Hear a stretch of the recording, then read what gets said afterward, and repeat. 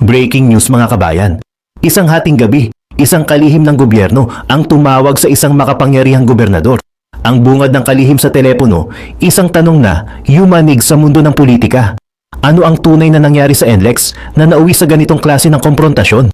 Pangalawang breaking news, isang senador pinayuhang bumalik sa pag-aaral ng kapwa niya lehislador sa gitna mismo ng isang mainit na hearing. Bakit nauwi sa personalan ang kanilang sagutan tungkol sa kasaysayan ng ating teritoryo? At panghuli sa ating mga balita, 18 dating sundalo may pasabog na revelasyon. Sino-sinong mga opisyal ang di umano'y tumanggap ng milyon-milyong kickback na isinilid sa napakaraming maleta? Bago tayo mag-umpisa, baka pwedeng pa-like muna ng video na ito. Malaking bagay po ito sa aming mga content creators. Maraming salamat po.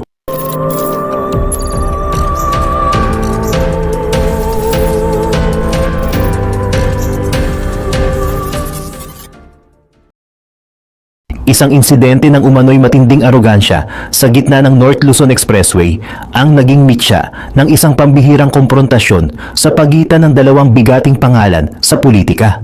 Ayon sa ulat mula sa isang press conference nakuha ng ANC Digital, walang preno na ibinunyag ni DILG Secretary John Vic Remulla ang mga pasabog na detalye ng isang insidente na kinasasangkutan ni Bulacan Governor Daniel Fernando at ang kanilang naging kasunod na pag-uusap.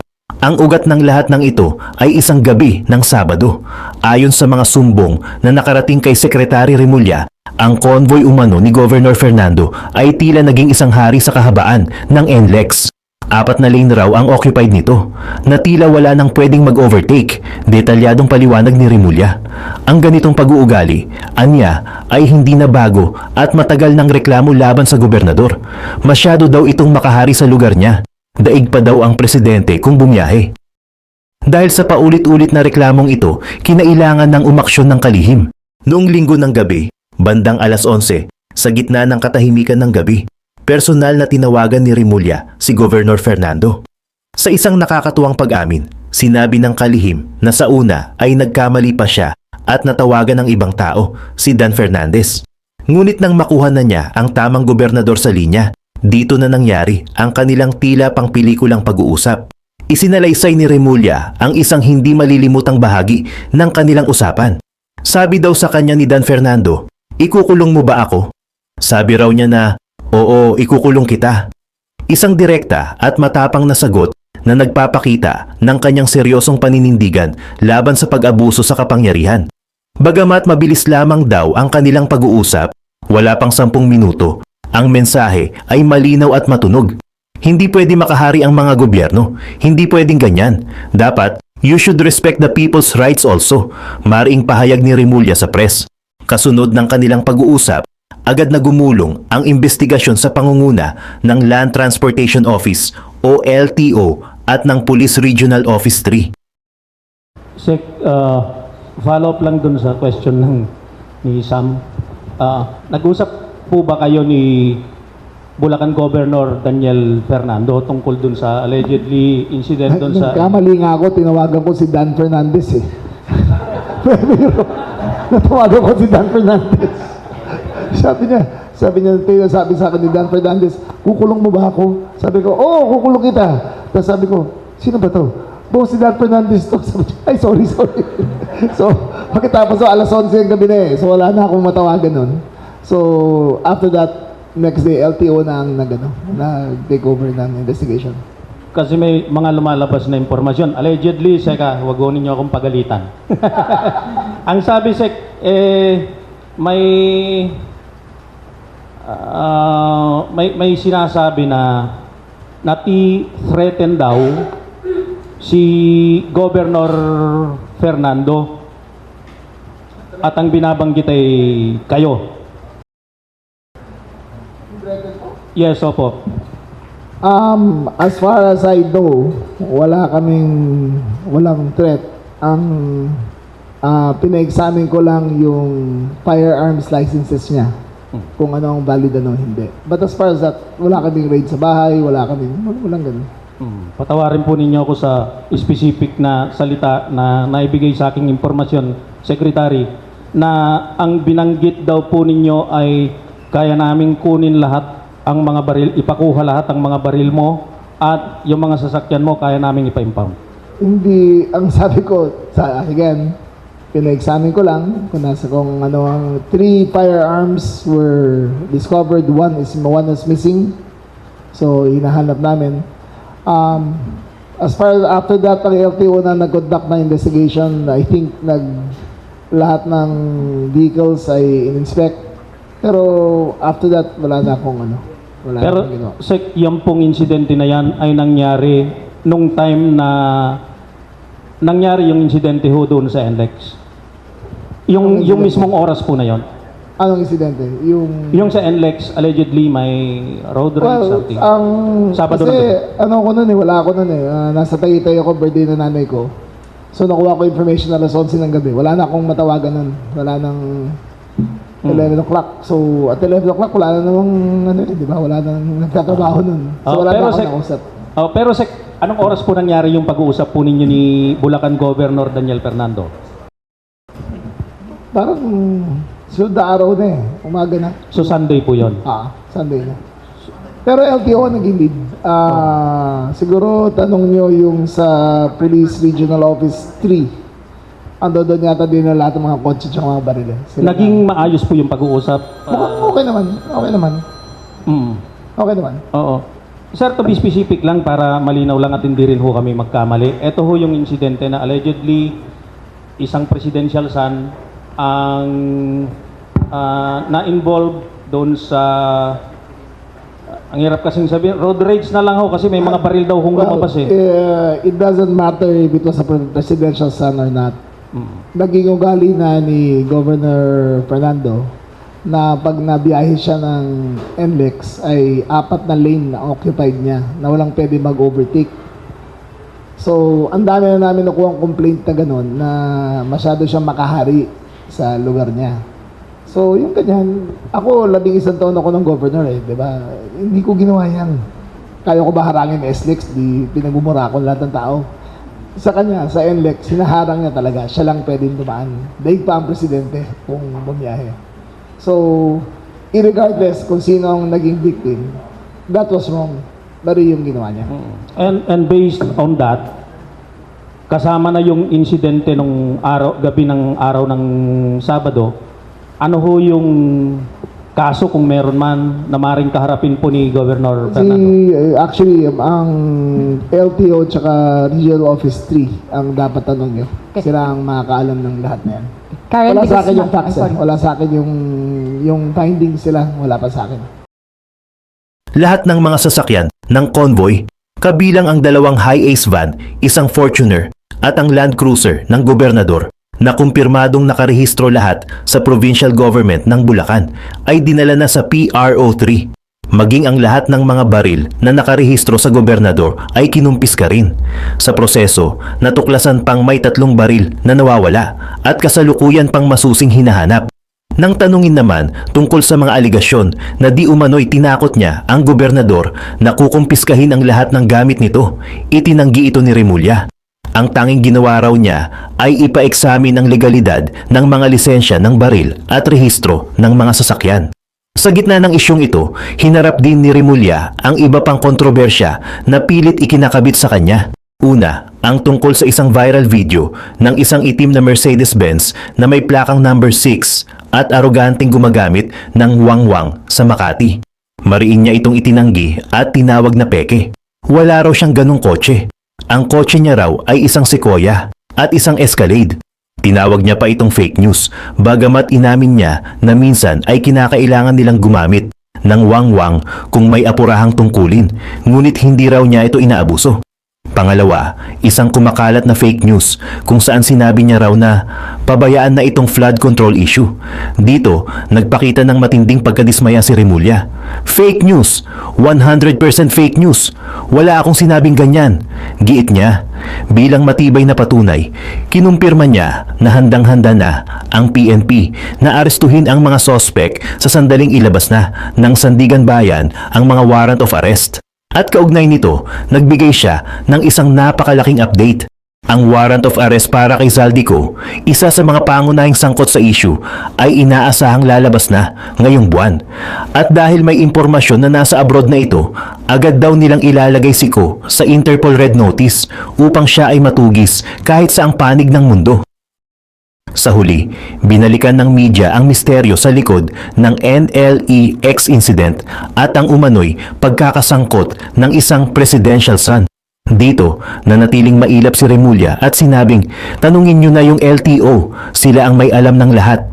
Ang malinaw lang sa ngayon ay ang mensahe ng DILG chief sa lahat ng opisyal ng gobyerno. Tapos na ang panahon ng paghahari-harian sa kalsada. Ang investigasyon ay patuloy na gumuguhlong at ang buong bansa ay nag-aabang kung ano ang magiging resulta ng matapang na hakbang na ito. Sa kabilang banda, uminit din ang palitan ng salita sa isang pagdinig ng Senate Committee on National Defense and Security na dapat sana'y tungkol sa pagtatanggol ng ating bansa, ngunit nauwi sa isang matinding debate sa kasaysayan. Ayon sa isang report ng Bilyonaryo News Channel, hindi nagustuhan ng isang veteranang senador ang tila pagtuturo ng kasaysayan ng kanyang kapwa lehislador. Ang punot dulo ng lahat, ang mahabang lecture ni Senator Rodante Marcoleta tungkol sa kung paano at kailan nga ba nadiskubre ang Spratly Islands na kilala natin bilang Kalayaan Island Group. Kinwestiyon ni Marcoleta ang version na natutunan ni Senator Panfilo Lacson mula sa Command and General Staff Course, kung saan sinasabing si Tomas Cloma ang nakadiskubre sa mga isla noong 1947. Para kay Marcoleta, isa itong distortion of facts. Giit niya, ang mga islang ito ay nadiskubre na noon pang 1800s, ilang dekada bago pa man ito ang kinin ni Cloma. Dito na pumasok sa eksena si Senator Loren Legarda na tila hindi natuwa sa ginawang pagkwestiyon ni Marcoleta sa itinuturo sa mga kurso ng militar. Sa isang matahlas ngunit kalmadong payo, sinabihan ni Legarda si Marcoleta na hindi pa huli para siya mismo ay kumuha ng Command and General Staff Course at maging Masters in National Security. Isang direktang patutsada na nagpapahiwatig na maaaring kulang sa kaalaman ang kanyang kapwa senador sa isyong pinag-uusapan. Hindi naman ito inatrasan ni Marcoleta. Sumagot siya na handa siyang mag-enroll sa isang kondisyon. Dapat munang itama ang maling kasaysayan tungkol sa pagkakadiskubre ni Cloma. Ang tensyon na ito, mga kabayan, ay may mas malalim na ugat. Ang mga pahayag ni Marcoleta ay una na palang umani ng batikos mula sa mga taga-Kalayaan. Sa katunayan, ang Sangguniang Bayan ng Kalayaan ay nagpasa na ng isang resolusyon na humihiling na alisin sa opisyal na record ng Senado ang mga naunang sinabi ni Marcoleta sa isang hearing ng Commission on Appointments. Ang banggaan ng dalawang senador ay nagpapakita ng isang malaking hidwaan hindi lang sa opinyon, kundi sa mismong mga katotohanan na bumubuo sa ating kasaysayan at sa ating pag-angkin sa teritoryo. Habang papalapit ang kumpirmasyon ng mga bagong opisyal ng militar, ang tanong ay nananatili, sino ang dapat pakinggan pagdating sa ating pambansang seguridad? Samantala, isang kwento na puno ng misteryo, pera at politika ang sumabog matapos lumantad ang 18 individual na nagpakilalang mga retiradong miyembro ng Philippine Marines. Hindi ito simpleng press conference. Ito ay isang eksenang tila hinugot sa political thriller. Mga dating sundalo, may mga litrato, may mga detalye, at may matitinding pangalan na kanilang itinuro. Ayon sa ulat ng News 5 Frontline Tonight, sa isang press conference, ibinunyag ng grupo ang kanilang di umano'y naging papel sa pagde-deliver ng daan-daang milyong piso sa iba't ibang makapangyarihang tao sa gobyerno. Sa pangunguna ng kanilang abogado na si Levito Baligod, isinalaysay ng mga dating sundalo na sila raw ay nagsilbing tauhan ng dating kongresistang si Zaldico. Ang kanilang trabaho, magdala ng mga maleta. Hindi lang isa, hindi lang dalawa, kundi dose-dosenang maleta na umano'y siksik sa pera. Pera raw na galing sa mga project kickback. Sa isang pagkakataon, ayon sa kanilang salaysay, umabot sa 52 maleta ang kanilang idineliver sa iisang operasyon. Isipin ninyo iyon, 52 maleta. Sa sobrang bigat daw ng isang maleta, 3 tao pa ang kinakailangang bumuhat. Nagpakita pa si Attorney Baligod ng mga litrato bilang ebidensya, mga larawan ng mga maleta na nakahanay, tila tahimik ngunit puno ng mabibigat na implikasyon. Ang tanong, Kung totoo ito, gaano kalaki ang sistemang gumagalaw sa likod ng mga eksenang ito?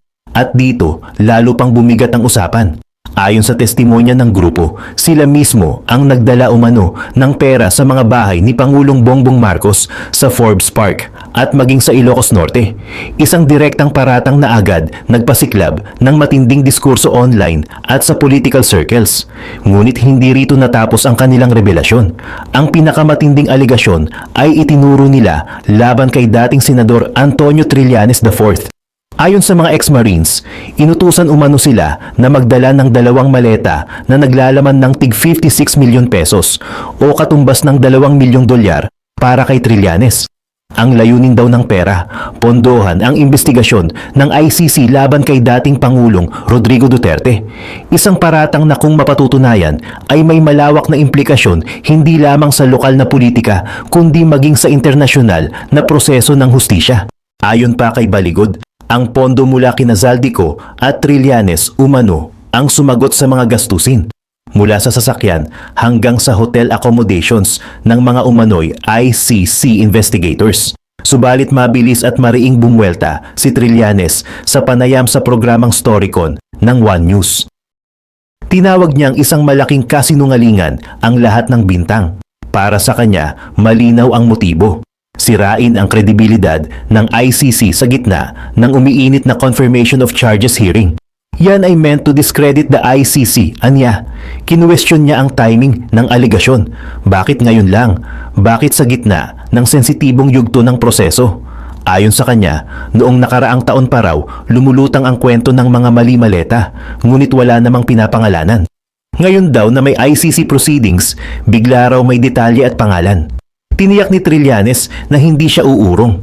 Naghahanda siyang magsampa ng kasong cyber libel laban sa mga nag-akusa. Hindi raw pwedeng palagpasin ang mga ito. Hahabulin daw niya ang mga ito. Mariin niyang pahayag. Sa ngayon, habang wala pang panibagong opisyal na pahayag ang Malacanang, hinggil sa pinakahuling detalye ng revelasyong ito, nauna na nilang itinanggi ang mga naunang aligasyon na nag-uugnay sa Pangulo sa anumang kickback scheme. Ngayon, ang tanong, sino ang nagsasabi ng totoo sa gitna ng banggaan ng salaysay? Ang mga dating sundalo na nagsasabing isinugal nila ang kanilang pangalan para ilantad ang katotohanan? O ang mga opisyal na mariing itinatanggi ang lahat at sinasabing ito ay bahagi lamang ng mas malawak na political maneuvering? Sa larong ito ng pera at politika, bawat detalye ay mahalaga. Bawat timing ay may kahulugan. At habang patuloy ang mga pahayag at posibleng kaso, isang bagay ang malinaw, hindi pa tapos ang kabanatang ito. Yan ang ating patuloy na abangan.